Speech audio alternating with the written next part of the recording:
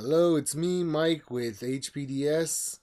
I'm gonna go ahead and go through Genesis 14 in this video. I'm gonna do a study on Genesis 14. Before I get started, I'm gonna go ahead and do the Lord's Prayer. So, Our Father who is in heaven, hallowed be thy name. May your kingdom come. May your will be done on earth as it is in heaven.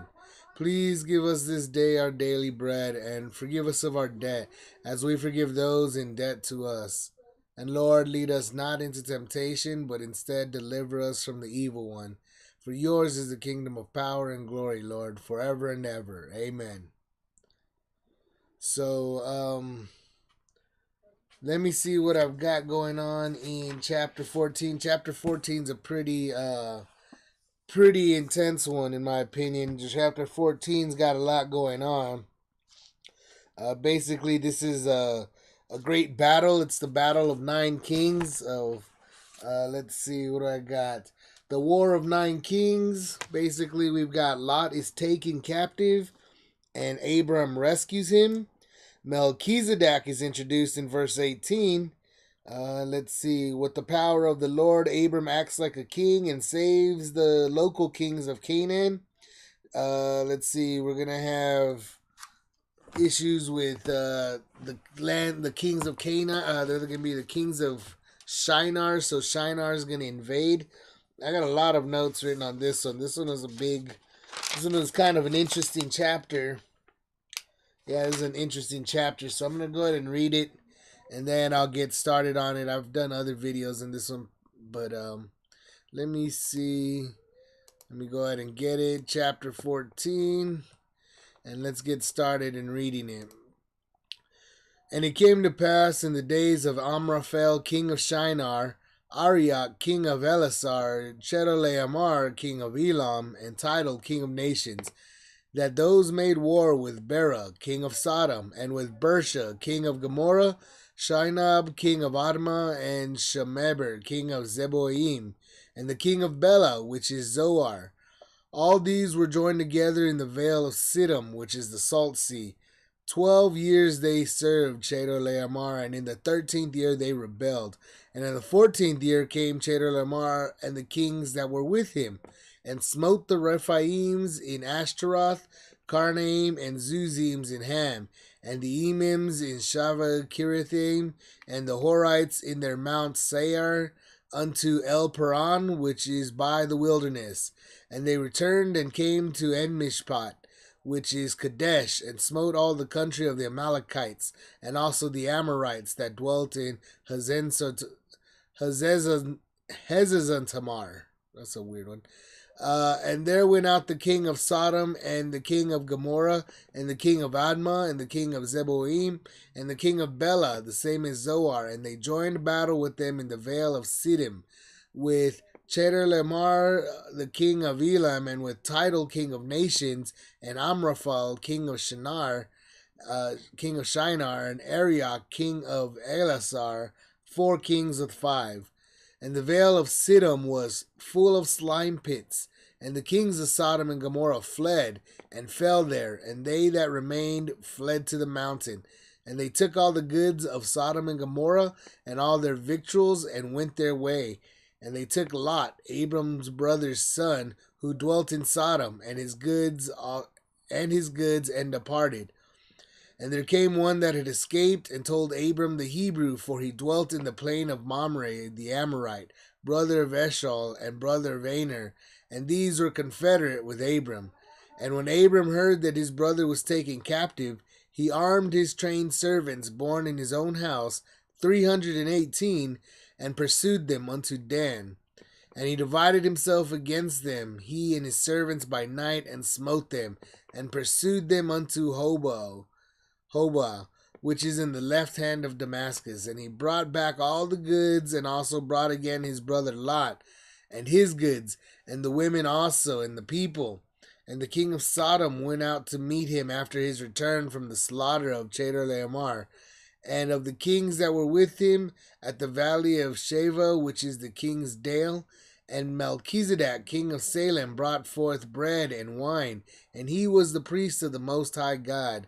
And he blessed him and said, Blessed be Abraham of the Most High God, possessor of heaven and earth. And blessed be the Most High God, which hath delivered thine enemies unto thy hand. And he gave him tithes of all. And the king of Sodom said unto Abram, Give me the persons, and take the goods to thyself. And Abram said to the king of Sodom, I have lifted up mine hand unto the Lord, the Most High God, the possessor of heaven and earth, that I will not take from a thread even to a shoe latchet, and that I will not take anything that is thine, lest thou shouldest say, I have made Abram rich, save only that which the young men have eaten, and the portion of the men which went with me, Aner, Eshol, and Mamre. Let them take their portion. So that's what we've got going on here. That was chapter 14. And yeah, chapter 14 is a pretty intense war going on here. And yeah, and we see, like I said, verse 18, we got Melchizedek coming forth, and that's going to be I think that's the big focus, point of focus that I think is going to have to be made, because Melchizedek is a king and everything about him. In fact, I gotta find there's a particular verse that it's in the Hebrews. I think I want to say it's Hebrews, and I gotta remember where it's at. But let's see. In fact, I better find it now. Let's see. Bible verse. Melchizedek had no line. Let's see, something like that. Hebrews 7:3. Hebrews 7. Bible. Let's go Hebrews 7. And I think it's 1 through 3 is what I think I remember it.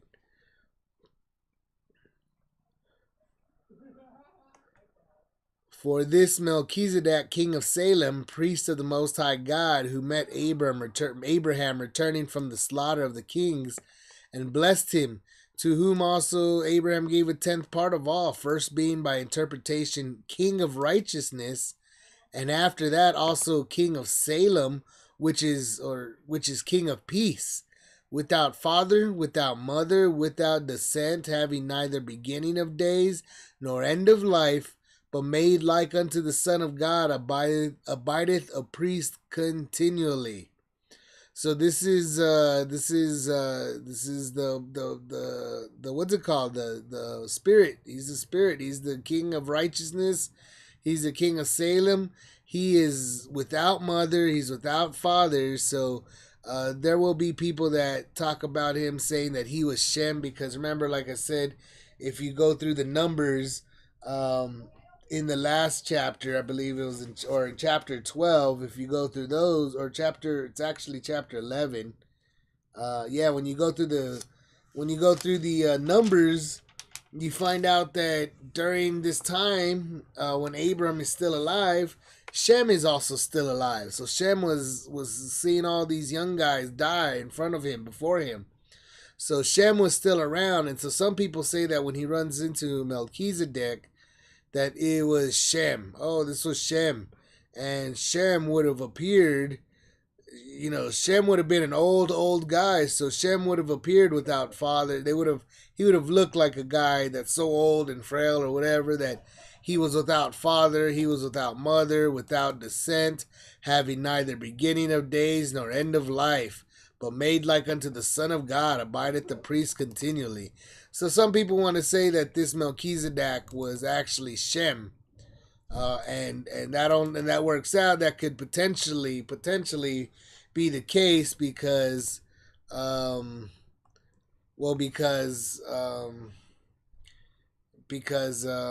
Shem was still alive, but that's not the case. This guy Melchizedek was something special, and he's what we will end up kind of figuring out to be like the Spirit.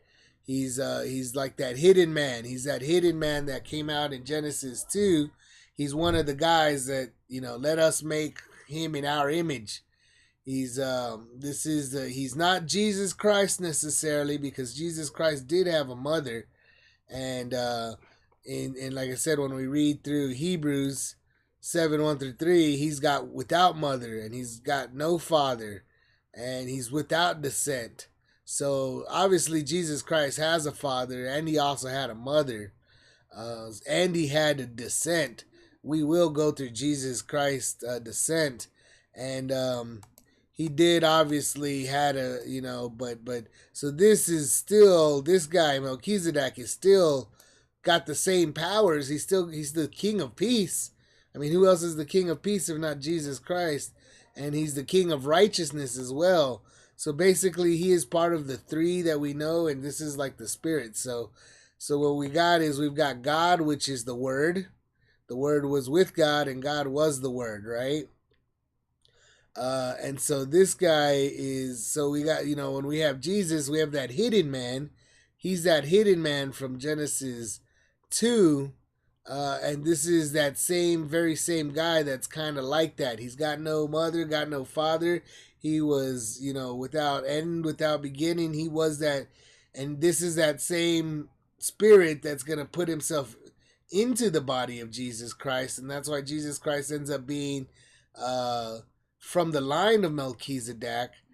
He becomes like that. That's what we're going to see much later on in the Bible. And we do find out that ultimately Jesus Christ is a man, whereas this guy Melchizedek was clearly like he was made like unto the son of unto the Son of God is what it says. He was made like unto the Son of God is what the Hebrews tells us.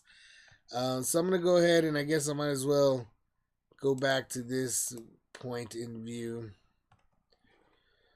So yeah, so this was the Hebrews. Like I said, it tells us that he was made like unto the Son of God, abideth a priest continually. That's what kind of guy Melchizedek, and we don't really hear too much about him. He is a very but you are going to see him. So he, just like the man from Genesis 2, is well hidden. He doesn't have a name yet, and right now this guy is given a name, Melchizedek, and but he's still going to be very hidden, this Melchizedek, even though we see him come out in the very next chapter, in chapter 15. We will see how Abram's going to have a dream or a vision, and he's going to credit it to righteousness. And even though it doesn't necessarily tell us right now here when it mentions his name Melchizedek in verse 18, we know it. And I know it, you should, technically it would be mentioned in his name. If you spoke the correct Hebrew, you would realize that his name means King of Righteousness. That's what it says. His name technically means King of Righteousness. And he's also the King of Shalom, I guess is how you pronounce that. Salem, I'm calling it Salem. And it is the place, Salem becomes Jerusalem. Ultimately, this Salem is where Jerusalem will be. And I don't think this map shows that. Jerusalem. But that is what... so let me take a look. I got this. Actually, let's see. It comes out. Yeah, it is Salem. There he is. So... let's go over this war, because I'm still just talking about Melchizedek. I haven't really gotten into the war that's going on. Let me see. There was pictures, and there was one picture in particular. I want to say it is this one. Let me take a look. Yeah, this one has. This is one of the good pictures. There's quite a few good pictures here to show what's going on. Get rid of that one. But I do need this Land of Shinar again. So I've been showing this map. This map has been around. You can see this. But let's take a look. And I know I've got some... how do I put this? Let's see. Genesis 14. Basically, verses 1 through 12 is going to be the 1 through 12. Yeah, look, they come in, they're going to attack, there's going to be... So let's take a look. Basically, there's these kings, from Shinar, Elam, and Tidal, King of Nations. So these guys are coming from this land of Shinar. They're coming. Here's Elam. And Elisar is probably one of these. So they're kind of loose Confederate people. And he's a king of Shinar, so...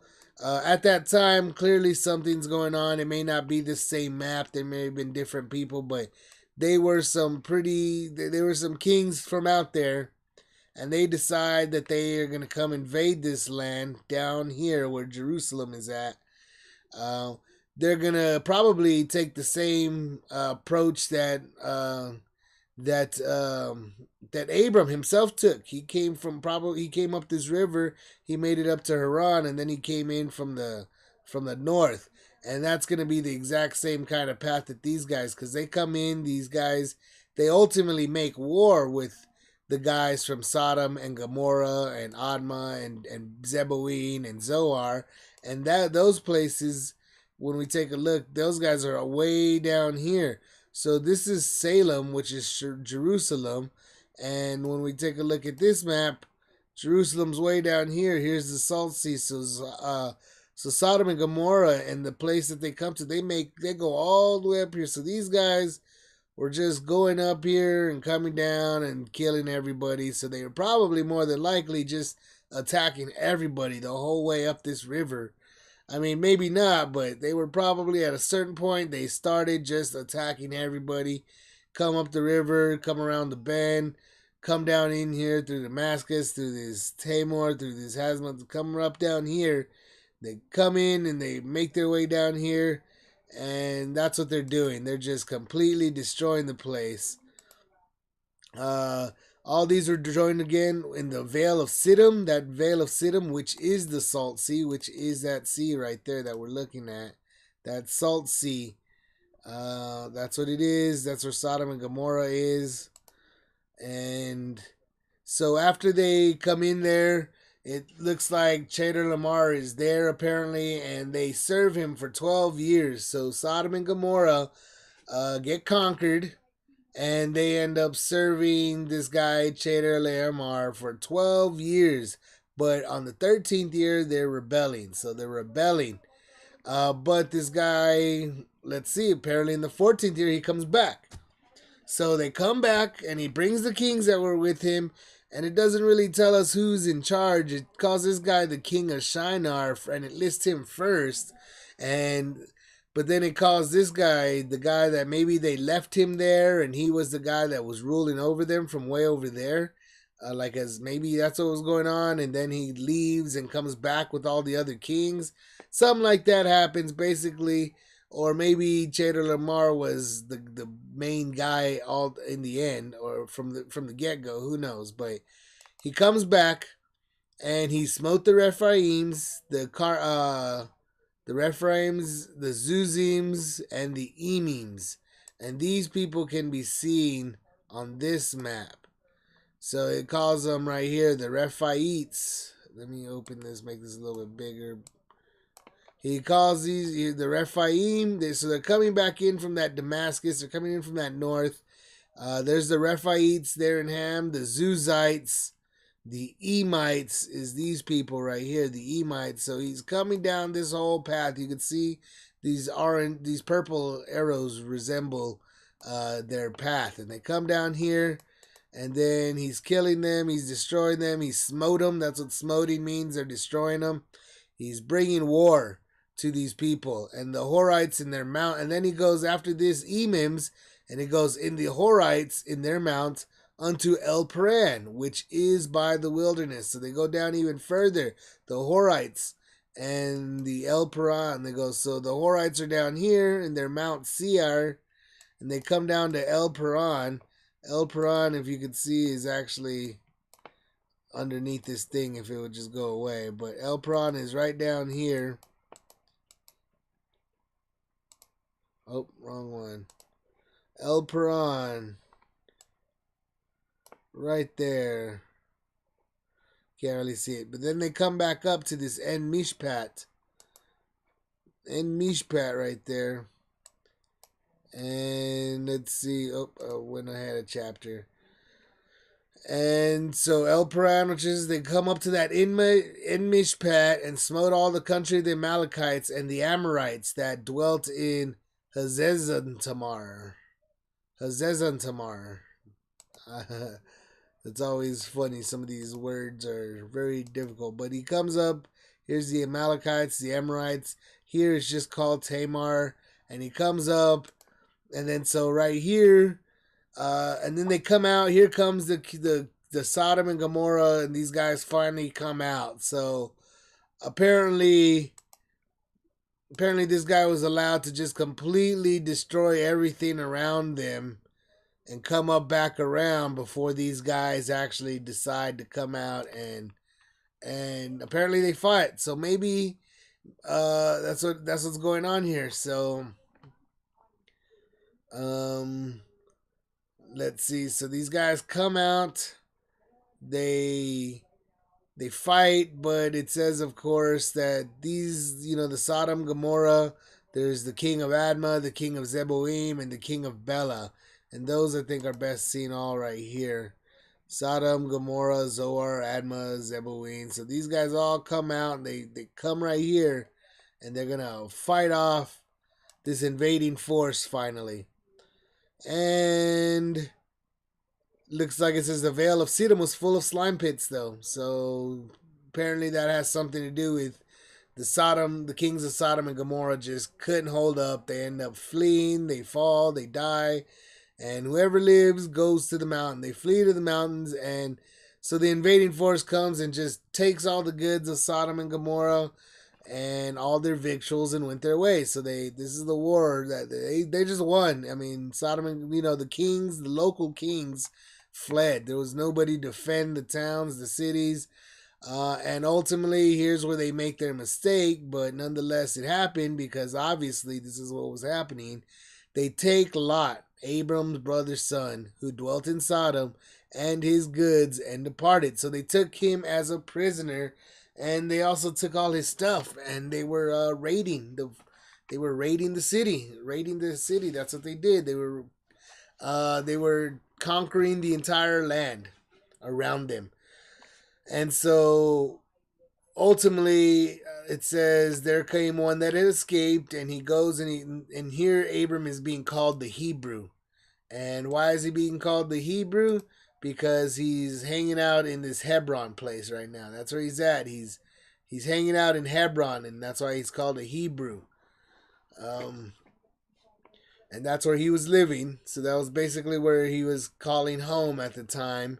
And when Abram heard that his brother was taken captive, they told him, oh yeah, so it tells him that, hey, so you also see that he was in the plain of Mamre, and the brother of Eshel and the brother of Anai. These guys were basically confederate with Abram. So while he was living there, you got Mamre the Amorite. So he's an Amorite over here. And let's see. What do we got? He's an Amorite. If you notice, here up in verse 7, the invading army also killed a bunch of Amorites that dwelt down here. So these guys were Amorites. Let's see. This is not the map I'm looking for. This is the map. He was an Amorite, and here are these Amorites. So he was up here living in Hebron, but he was one of the Amorites. There's an Amorite, and these two are brothers, Mamre and the brother of Eshel, and the brother of Anar. See, yeah, in the plain of Mamre, brother of Eshel and brother of Anar, and these were confederates. So these were Amorites, and they were confederate with Abram. They were living there with him. So obviously they hear what happens. And so they all say, oh, we got to go stop this invading army. And they go chase after him. He gets 318. So it doesn't really say if this was more or less than the other army, or if it was relatively the same. But it does say that Abram just went out there and he just killed everybody by night. He pursued them into Hobah, which is on the left hand of Damascus. So here's this map. It goes up into Haran and Damascus. You can see where he comes up. I think this is where they show him. The blue. Well, I can't really tell in this one. It's kind of a strange one, but comes up here, and I think the black is him, and he comes back or maybe he's the blue. He's the guy in blue. Yeah, he's the guy in blue because he's leaving from Hebron. He goes up this sea and he chases after them, pursues them around, and comes back down. and then he ends up in Salem right here, and that's where he starts talking with Melchizedek. But yeah, so that's what happens. He goes up there, and this other map has one too. So this map shows these guys coming in on the right hand side. That other map had them coming in on the left hand side of the Salt Sea. So there's obviously some discrepancies there, but this one seems to kind of show it. And then it also shows where Abram comes out and comes back up here. So that's also Abrams, and he comes and destroys him, and he comes back around. You can see the 4 and 5 killed Melchizedek. So there it is. That's the path of what's happening here. But at this point they go out. He gets his army. They pursue him out up there by Damascus, and they kill everybody. They won. They bring back all the goods, and also brought again his brother Lot and all his goods, and the women also, and the people. So let's see. The king of Sodom went out to meet him. So when this happens, the king of Sodom goes out. And so something happens where there's some kings, that the kings that fled, the local kings, the guys that called themselves kings, the kings of Sodom, the king of Gomorrah, they go out to meet Abram, right? So they go out to see him. But there's one king in particular, Melchizedek. He's the guy that hosts. Remember, he's the Lord of hosts. So they all must meet out there in the valley of Sheva. Let's see. I wonder if we could find that in this map. The valley of Sheva. Yeah, this is valley of Sheva. This is where they go out, and this is in Salam, which is that's God's holy kingdom. That becomes Jerusalem. So this is Melchizedek. He comes out, and he's known as the Lord of hosts, isn't he? So here he is, though. They all come out to this valley of Shava, all these kings that were basically, they're kind of like sharing in the glory here of the victory, even though they fled. But Melchizedek comes out, and that's where he gives, he brings forth bread and wine, which is yet another hint at the coming of Jesus Christ. These are things that were important in history, and they were kept important because Abram was seeing something incredible here. This is not, he was coming, he was just doing something, or he was doing something, but here he's going to be blessed. And he's going to come across an amazing king that, doesn't necessarily say that Abram had ever met this guy before, or maybe that he had known of him, and maybe so it was kind of like the king of somebody close by, the real king, came out, and so who knows really what was going on, if Abram knew about him or what, but clearly people knew about him, not necessarily that he had spoken with him in the past though, but it was obvious that he was the priest of the Most High God. So he was a priest, but he was also a king. So he's a king and he's a priest, and this is, like I said, it makes him very mysterious this early on, and you see that Melchizedek is blessing Abram right here. And he said, "Blessed be Abram of the Most High God, possessor of heaven and earth." So he's blessing Abram in front of all these kings. And blessed be Most High God, which hath delivered thine enemies into thy hand. And he gave him tithes of all. So Melchizedek blesses Abram, and then he also blesses God. And he makes mention that God is the person that delivered, and he's talking to Abram, thine enemies into thine hand. And Abram clearly agrees with this statement because Abram gives him tithes of all, meaning he gives him a tenth of everything he had. So Abram gives a tithe to Melchizedek, which is basically a tenth of everything he had. And what was going on here was that it was happening in front of all the kings that basically had gone out there to meet with him, the king of Sodom and all that. And Abram agreed with the statement that God had delivered thine enemies into thine hand. And remember, this is because at this point we are noticing that God is communicating. The Lord is communicating with Abraham, and like I said, he did it in voice. He heard him, and then he saw him, And then Abram was actually able to call on him. So at this point, they're having some sort of communication going on between them. So this communication, Abram realizes, whatever kind of communication he had with God, that communication is what gave him the ability with his 318 men to go out and beat all of this invading army, the from the slaughter of Shayla Lamar. So he just slaughtered them. He just went out there and killed them all. Uh, and um, and he was saying basically it was this voice, this understanding that man, that God, that was the person that was speaking to Abram and giving him instructions and giving him the knowledge and foresight and understanding to conduct a war in such a manner to be completely victorious. And so while they're there, though, that's what happens. Melchizedek would have been called the king of righteousness. He was the king of Shalom there. He was probably very well known, and these kings of Sodom were probably trying to be just like him. These kings of Sodom, or at least, looking like him. Not necessarily like they were acting like him, but as much as they were trying to become him or trying to look like him, trying to be him in a sense, some sort of a sense, because this guy was the king of righteousness. He was the king of peace. And these guys were trying to be kings themselves, so that's what kind of kings, theoretically, they should have been striving to be. But the king of Sodom comes out and he says, hey, give me the persons, but go ahead and take the goods for yourself. So go ahead and keep all the stuff, just give me the people back. And of course, Abram tells him, no, I'm not going to take your stuff. I don't need your stuff. I don't want your stuff. And he tells him, I raised my hand to the Most High God. That I won't even take a thread I wouldn't even take a shoelace from you guys.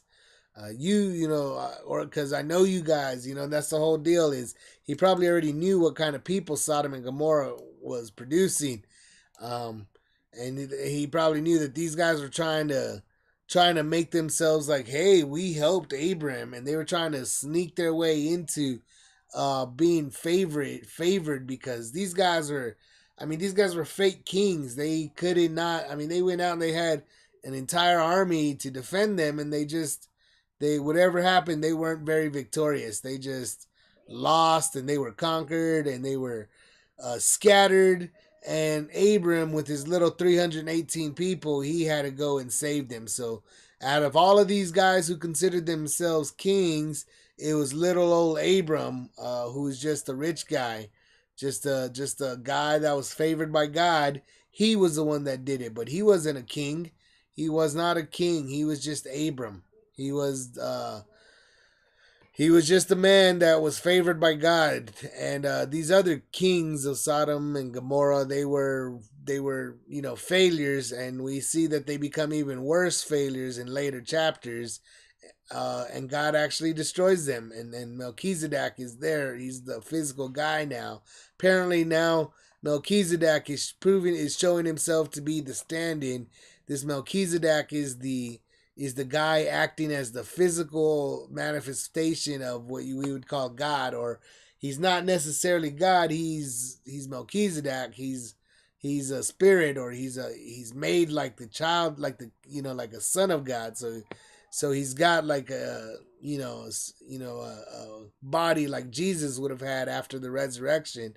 He's got a powerful body like that he can do whatever he wants. And this guy would have been the guy more than likely that called. He was the guy that actually called Abram, and this Melchizedek was probably the same guy that he saw up there in Shechem. So we now know that King Melchizedek was the king of Salem right here. And if we're looking at Salem, we see that this Shechem is just due north. So chances are this Melchizedek was that same guy that called. He called for Abram when Abram was way out here, somewhere in Haran or somewhere in Ur. He was out here. And so he's way down here in Jerusalem. He called. Let's assume he was out in Haran when he called him. He called him. Abram heard the call. Abram comes down here.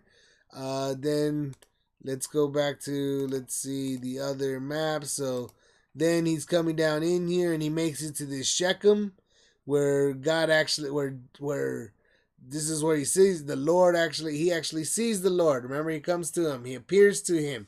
So that's where he makes an altar. That's where Abram sees him, and it was more than likely this same Melchizedek from Salem. And then he goes down to Bethel, and he makes an altar right there too, and he calls to Melchizedek, and Melchizedek, or at least the Lord. And this Melchizedek would have been the king and priest that was, this guy would have been the mediator of the time, I guess you would call him. He was the guy that was showing himself and speaking on behalf of the Lord in physical person, in a physical manner, so that for the sake of Abram, for his, for it was for his belief. That's what God was doing. He was establishing this belief, and he was showing himself first off as a kind of physical person, to one of his chosen person. His chosen person was Abraham. I'm gonna show myself really out to you, and so these other kings, like I said, they were trying to share though in this favor. When they too come before this Melchizedek, they all go out there to meet him, and it's like when they meet him, it's like, oh wow, this guy, the king of Salem, is out here too, the king of Shalom, or however you want to pronounce it. He's out here, this Melchizedek, and this guy he's pretty awesome. This is an amazing guy. This is that king of righteousness. This is the king of peace over here, and so they were trying to share in that favor, like, hey, look, we're have all the stuff, we helped make Abram rich alongside God, so we're just like God, we're equal, we favor you just like God favors you. And they were kind of trying, that's what I mean by they were sharing in that favor. But really, Abram knew that they weren't worth much, that they were wicked people. They couldn't protect nobody, obviously. These weren't real kings, but they were calling themselves kings, and they were wicked. And Abram really didn't want to have anything to do with them. He was really just wanting to get his brother Lot back, and he got Lot back. And he tells him, go ahead and just, these Amorites though, Aner, Eshol, and Mamre, those guys had no problem. They want to go ahead and take their cut of the portion. And Aner, Eshol, and Mamre, they probably, as Amorites, they're like, yeah, we'll take our portion. Go ahead and give us a bunch of that stuff. We'll take the stuff. Take the people. Give us the stuff. Thank you, please, and thank you. And that's probably what happened there. But Abram was different, and Abram said, I'm not taking nothing from you guys. I don't need none of your stuff. God takes care of me. So I'm going to go ahead and end it right there. That was chapter 14. And there's, like I said, there's a lot to be said about Melchizedek in particular. Melchizedek is just showing himself. And what's important to know coming out of Hebrews 7, 1 through 3 is that he's got no mother, he's got no father, he's got no line. So he's not quite Jesus Christ, but he is the King of peace, and he is the King of righteousness. And Jesus Christ had not been born yet. So this guy was the mediator between man and God at the time. He was the priest, and he was the king, and he was the physical manifestation of those people at the time. And he was, however, not a man. He was made like unto the Son of Man, or the Son of God.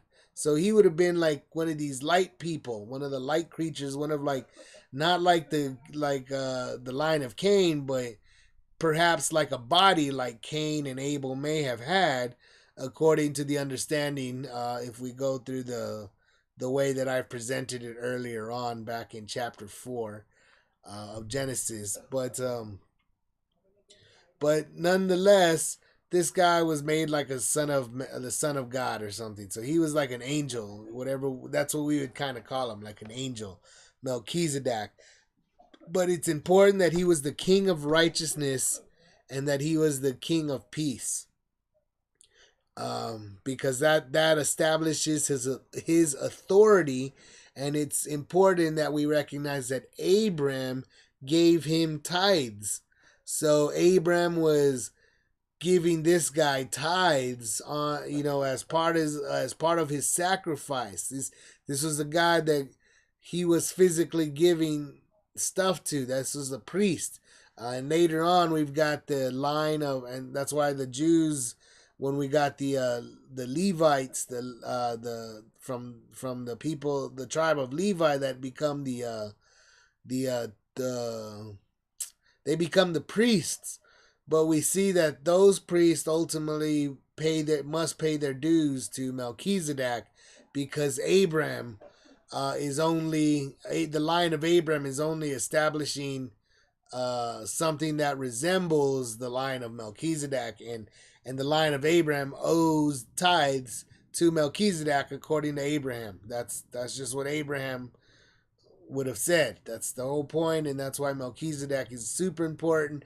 And we don't hear much about him, but we will see him very often. He's gonna be the guy that when we hear about it, he's kind of, like I said, standing in on behalf. He is the King of Righteous, and he is the King of Jerusalem. Ultimately, he is inhabiting Jerusalem right now in this time, before the Israelites have taken over the land of Canaan, because they haven't gone and spent their time in Egypt yet, and they haven't come back in and conquered the land yet, and they haven't gone to Jerusalem yet. So this is before that, all that.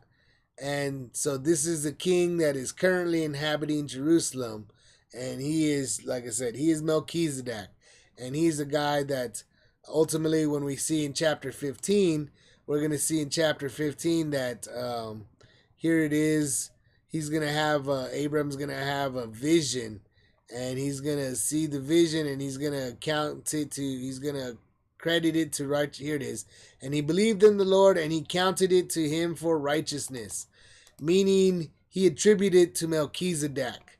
So he realizes that when he has this vision, or here comes the Abram, the word of the Lord came into Abram in a vision. So what he's finding out is this vision is a vision of Melchizedek, and God is giving the words to Melchizedek to give to Abram. And that's why he counts it to righteousness, saying, oh, okay, Melchizedek is the guy that, is the proper priest and king of the Lord. That's what Abraham is kind of coming to the understanding in chapter 15. And that's the next chapter. And you probably didn't see none of that. That was I forgot to show that on screen, but that is in chapter 5. I'll come across that and I'll point that out again. Chapter 15, that he is attributing the Melchizedek. He's attributing the priesthood to. He's giving it to Melchizedek, and understanding that God is talking to Abram through Melchizedek. That's what Abram is realizing.